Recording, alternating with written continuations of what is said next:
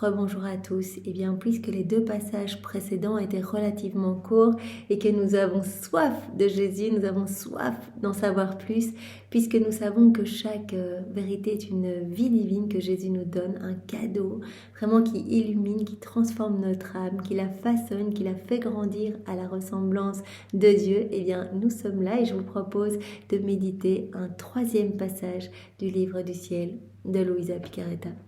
Au nom du Père qui m'a créé, du Fils qui m'a sauvé et du Saint-Esprit qui me sanctifie. Amen. À nouveau, Jésus, je m'immerge en toi, dans ta divine volonté, je m'unis à toi, je m'identifie à toi, je me consume en toi, je fonds ma volonté dans la tienne et je te donne les commandes de ma vie, de mon existence, jusqu'à mon dernier souffle. Je ne veux plus jamais faire usage de ma volonté propre, ça je crois que tu l'as remarqué, je te le demande tous les jours, je veux ce cadeau de la vie dans ta divine volonté, je veux que ta divine volonté soit opérante et agissante en moi, qu'elle soit souveraine, qu'elle prenne toute la place, que ma vie devienne prière. Aussi Jésus, eh bien donne-moi toutes les grâces nécessaires, vraiment prends-moi par la main et tous les jours avec ta maman, donne-moi une petite gorgée de cette divine volonté, que ma vie se transforme et que je puisse devenir une petite source de joie pour toi. Seigneur, ce que je te demande pour moi, je demande pour tous les hommes, s'il te plaît, que vienne s'établir ton royaume ici-bas, pour que tu puisses être heureux, reconnu de tous, honoré, adoré, loué, béni, et que tu puisses vraiment reprendre cette place d'honneur qui était due. Jésus vient maintenant parler à travers ma bouche, envoie sur chacun de nous ton Esprit Saint, que vraiment ce moment fait en union avec toi, totalement immergé dans ta volonté et dans ton amour, puisse avoir des retombées dans tous les cœurs. Alors le passage que nous allons méditer est celui du 27 novembre 1927. Nous sommes dans le volume 23 et c'est Luisa qui parle. Mon abandon dans la divine volonté est continuel.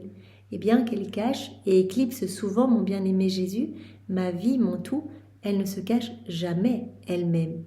Donc Luisa, voilà, elle est tout le temps dans la divine volonté. Comme on l'a vu dans l'enseignement précédent de Jésus, voilà, Luisa, elle est tout le temps abandonnée. Elle est immergée dans la divine volonté. Et même si toute cette lumière éclipse l'humanité de Jésus, Jésus a dit, cette lumière est tellement irradiante que parfois tu ne me vois pas en fait. Cette lumière est tellement forte que tu ne vois pas mon humanité. Voilà. Elle cache et éclipse souvent mon bien-aimé Jésus, ma vie, mon tout. Et bien qu'elle fasse cela, elle ne se cache jamais elle-même. Sa lumière est permanente en moi et il me semble que même si elle voulait se cacher, elle ne le pourrait pas, car sa lumière étant partout, il n'y a pas d'endroit où elle pourrait s'échapper, se restreindre, puisqu'elle est par nature immense et revêt toute chose avec un tel empire que je la sens dans chaque fibre de mon cœur, dans chaque souffle et dans toute chose. Voilà, Luisa, elle est remplie à ras-bord de la divine volonté. Elle est remplie de divin et elle sent la divine volonté qui opère, qui travaille dans chaque fibre, dans chacun de ses battements de cœur, dans tous ses battements de cils, etc. Nous pouvons demander cette même grâce au Seigneur. Seigneur, fais-nous grandir, vraiment que nous puissions recevoir cette sainteté divine que tu veux nous donner, que nous puissions vivre la vie du ciel ici-bas, sentir ta divine volonté continuellement en action en nous, que nous ne fassions plus rien dans nos volontés propres, mais que ce soit toi, que ce soit ta volonté à toi qui puisse totalement opérer.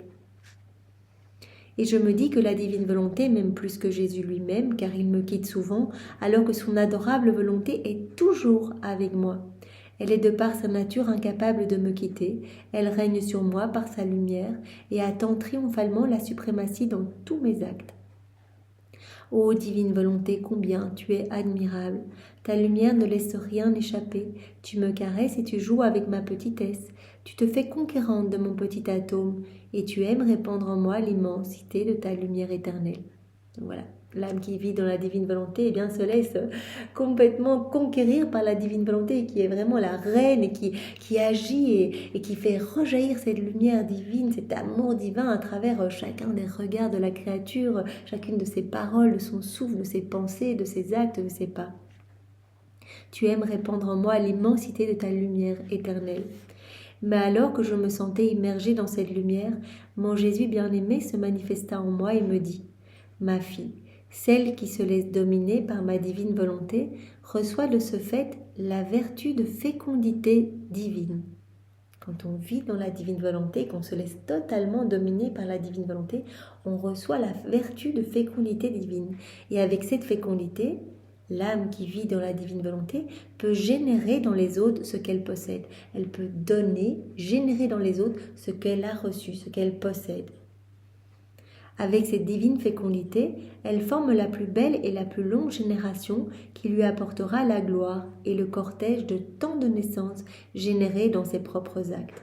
Voilà, on le sait bien. Quand on fait un acte dans la divine volonté, il y a vraiment ce pouvoir créateur de multiplier cet acte à l'infini. Donc vraiment, cet acte va avoir des répercussions dans le passé, dans le présent, dans le futur.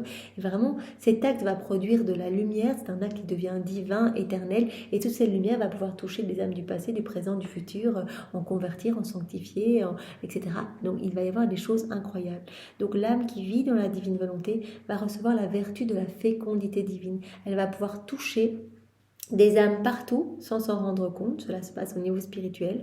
Donc on peut être chez nous tout seul à manger, à faire la vaisselle, à nettoyer, à lire, voilà, que sais-je, à prier. Eh bien, on va être les plus grands missionnaires qui soient, parce que il va y avoir des répercussions de tous ces actes faits en union avec Jésus, puisque c'est Jésus qui opère en nous, puisque c'est sa volonté qui opère en nous. Avec sa divine fécondité, elle forme la plus belle et la plus longue génération qui lui apportera la gloire et le cortège de tant de naissances générées dans ses propres actes. Cette âme verra sortir d'elle la génération des enfants de la lumière, du bonheur et de la sainteté divine. Quand on fait des actes dans la divine volonté, on l'a déjà dit à de multiples reprises, Jésus nous le dit tout le temps, eh bien on travaille à l'avènement du royaume. On fait des petites choses chez nous, voilà, je prends ce crayon dans ta divine volonté, je mange, etc. dans ta divine volonté. Directement, le royaume descend un peu plus sur la terre et ses frontières s'élargissent. Et ces frontières s'élargissent et aussi, les frontières de ce royaume s'élargissent aussi dans notre cœur qui se dilate pour accueillir plus. Donc on travaille à l'avènement du royaume et donc on travaille à ce que les âmes reviennent à leur juste place d'enfants de lumière, de propriétaires et de dépositaires de tout, de fils et de filles de Dieu. Oh, comme elle est belle, sainte et pure, la fécondité du germe de ma divine volonté. Elle est lumière et génère de la lumière. Elle est sainte et génère la sainteté. Elle est forte et génère de la force. Elle possède tous les biens et génère la paix, la joie et le bonheur. Voilà, l'âme qui vit dans la divine volonté, elle possède cette source intarissable. La divine volonté, c'est vraiment cette grande mer de lumière qui contient absolument tout. La paix, la force, la joie, les bonheurs célestes, tout, absolument tout se trouve dedans. Et donc, de cette source, de cette âme qui vit dans la divine volonté, eh bien, va rejaillir beauté, grâce, bénédiction, lumière, amour. En fait, elle devient comme la dépositaire de cette source qui va rejaillir à travers tous ces mouvements. Si tu savais le bien que t'apportera à toi et après cela aux autres le germe fécond de cette volonté si sainte qui sait quand et comment générer à chaque instant les biens qu'elle possède. C'est de cette manière que son Altesse la Reine souveraine, donc Marie, put générer seule et sans l'aide d'un autre le Verbe éternel, parce qu'en ne donnant pas vie à sa volonté humaine, elle n'a donné vie qu'à la divine volonté. Elle acquit ainsi la plénitude du germe de la divine fécondité et put générer celui que le ciel et la terre ne peuvent contenir. Marie, qui n'a été que dans la divine volonté tout le temps, de la seconde 1 de sa conception, a été remplie à ras-bord de divin, divine science, divine connaissance, divine volonté, etc. Et donc, voilà, elle avait pleinement ce germe de la fécondité divine. Elle put non seulement le générer en elle-même, dans son sein maternel, donc le verbe éternel, elle a pu générer en son sein Jésus, mais dans toutes les créatures. Donc ça, on peut le lire dans le tome 34. Je l'ai lu ce matin, c'est magnifique. Donc vraiment, au moment où Jésus s'est incarné dans le sein de Marie, en fait, il s'est incarné en même temps dans tous les cœurs, en fait. Marie nous l'a donné, en fait. C'est comme s'il nous avait donné son fils, en fait, pour qu'on en prenne soin. Comme elle est noble et longue, la génération des enfants de la Reine du ciel. Tous ont été générés dans ce divin fiat qui peut tout et contient tout.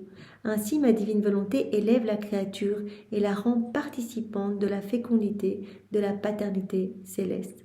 L'âme qui vit dans la divine volonté va recevoir, elle va être dépositaire de toute cette source et à travers tous ces mouvements, elle va donner ce qu'elle possède. Elle peut générer dans tous les cœurs ce qu'elle possède. Elle va pouvoir donner en vertu de cette fécondité divine. Quelle puissance, que de sublimes mystères elle possède. Je continuai alors mes actes dans le divin fiat, et je ferai tout pour obtenir son royaume sur la terre. Je voulais revêtir toute la création, animer de ma voix toutes les choses créées, afin que tout puisse dire avec moi que ta volonté soit faite sur la terre comme au ciel, que ton règne arrive. Donc elle commence, comme dans l'enseignement précédent, à faire parler chaque élément créé. Elle prête sa voix sur chaque petite chose pour demander que s'établisse sur la terre ce royaume si saint. Mais en faisant cela, je me disais, comment ce royaume si saint peut-il venir sur la terre ?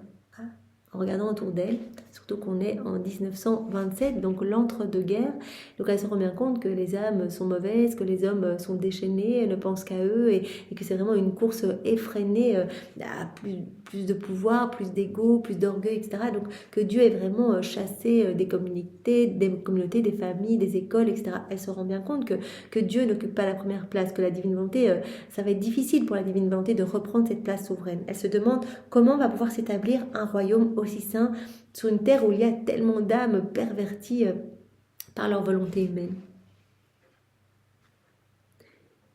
Il n'y a aucun changement chez les créatures, personne ne s'en soucie, péché et passion abondent. Comment ce royaume peut-il jamais venir sur la terre ?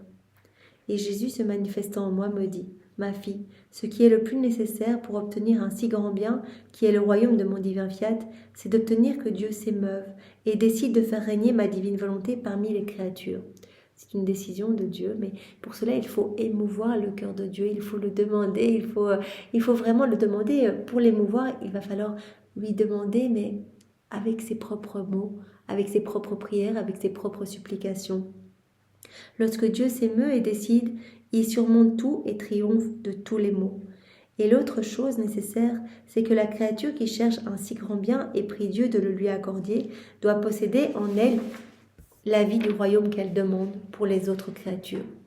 Donc voilà, demander le royaume de la divine volonté, si on n'a aucune connaissance, qu'on ne sait pas ce que c'est, on a juste entendu quelqu'un qui demandait ça, et donc on dit, on essaie, on le demande aussi.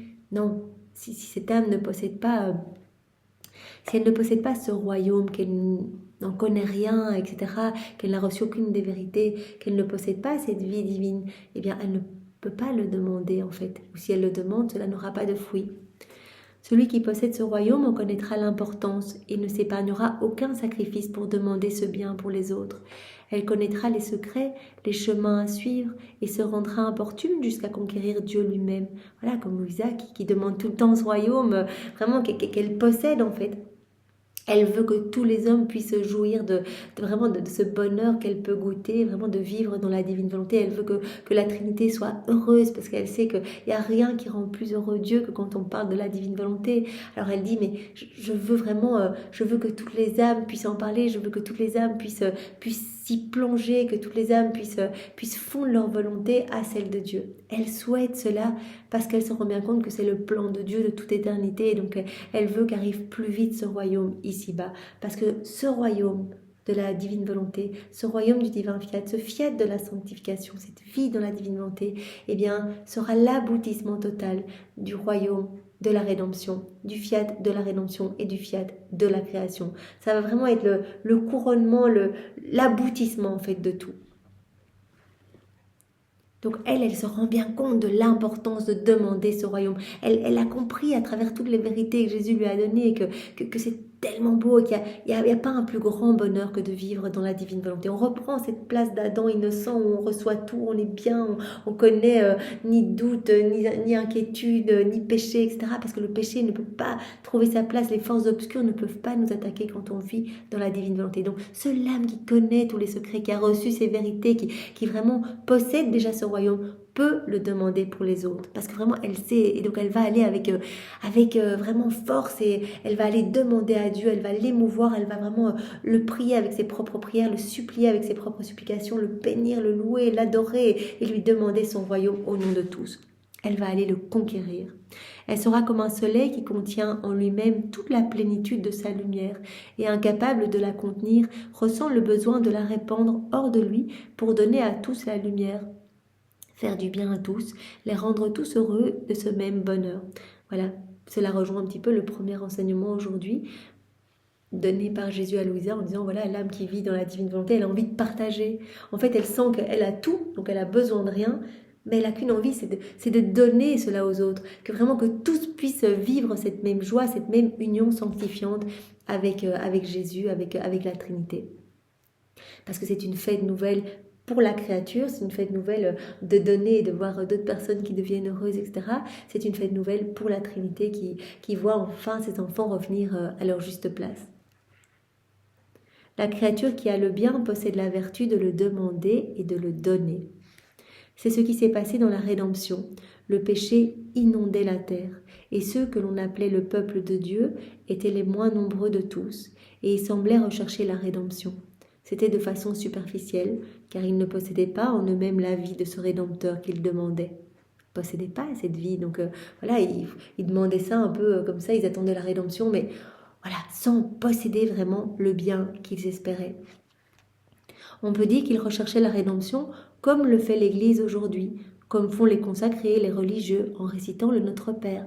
Voilà, comme nous, avant de nous plonger dans ces écrits du ciel, on récitait tous les jours le Notre Père, probablement, mais sans penser vraiment à ces paroles. On ne savait pas ce qu'on demandait, que ta volonté soit faite, que ton règne vienne. On n'avait pas idée de ce que c'était, ce règne d'amour, ce règne de la divine volonté. Maintenant, chaque connaissance a été comme une voie, une clé, un chemin supplémentaire, une porte pour vraiment nous faire accéder dans ce royaume. Et chaque vérité nous a donné cette soif de vivre dans ce royaume et d'en élargir les frontières et de le faire descendre sur la terre.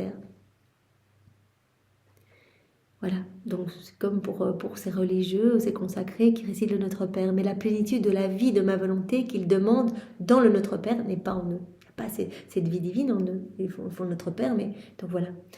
Par conséquent, leur demande se termine par des paroles, mais non par des faits. Voilà, ça reste quelque chose, alors une prière récitée mécaniquement. Et comme il n'y a pas cette vie divine en eux, eh bien, voilà, ils ne peuvent pas vraiment demander la possession de ce qu'ils demandent. Ainsi, lorsque la Reine du Ciel est venue en possédant la plénitude de la vie divine, tout ce qu'elle a demandé à Dieu pour le bien du peuple a fait qu'il s'est ému, a été gagné et l'a fait se décider, puisqu'elle possédait complètement la plénitude de la vie divine. Elle était complètement dans la divine volonté. Donc tout ce qu'elle demandait, en fait, émouvait et rendait attentif, en fait, Dieu. Il était ému en entendant les prières de la Vierge Marie. Il entendait ses propres prières, il entendait ses propres demandes. Il voulait la même chose, puisque c'est une volonté unique. Il a été gagné, et cela l'a fait se décider. Et malgré tous les maux qui existaient, le Verbe éternel est venu sur la terre, par celle qui déjà le possédait et qui formait sa vie. Puisque dans la divine volonté, il y a tout. C'est de toute éternité, donc il y avait déjà toute la vie de Jésus, etc. Donc elle possédait déjà la vie de celui qu'elle demandait. Avec la plénitude de la vie divine, elle a pu émouvoir Dieu, et le bien de la rédemption est venu. Ce que tous les autres ensemble n'ont pas pu obtenir, la Reine souveraine l'a obtenu, elle qui avait d'abord conquis en elle son Créateur, qui possédait la plénitude de tous les biens qu'elle demandait pour les autres, et qui, conquérante, avait la vertu de pouvoir demander et donner le bien qu'elle possédait. Voilà, quand on possède, on peut le donner en fait. Donc elle a pu demander et donner le bien qu'elle possédait, parce qu'elle avait cette plénitude de vie divine. Il y a une grande différence, ma fille, entre celle qui demande et possède, et celle qui demande et ne possède pas la vie divine. La première demande comme un droit, la seconde à titre d'aumône. Et à celle qui demande à titre d'aumône, on donne de l'argent, des lyres tout au plus, mais non le royaume tout entier. Voilà, si une personne qui ne possède pas ce royaume, qui n'a aucune connaissance de la divine volonté, commence à demander ce royaume, elle va peut-être recevoir des grâces, etc. Mais on ne va jamais lui donner tout le royaume.